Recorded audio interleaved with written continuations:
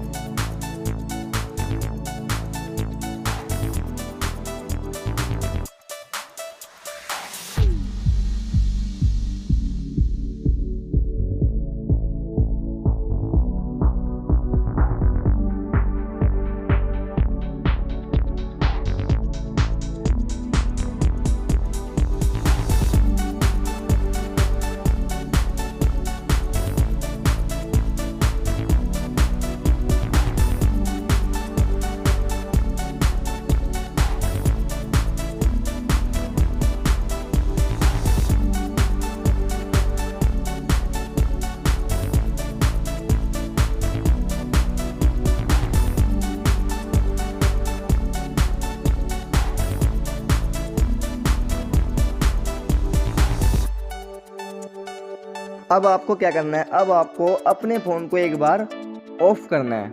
Of करने के बाद आपको अपने फ़ोन को दोबारा से ऑन करना है। ऑन करने के बाद 100% गारंटी के साथ आपका जो फ़ोन है वो अनलॉक हो जाएगा। अगर कोई दिक्कत आए तो कमेंट बॉक्स में कमेंट करके बताइए।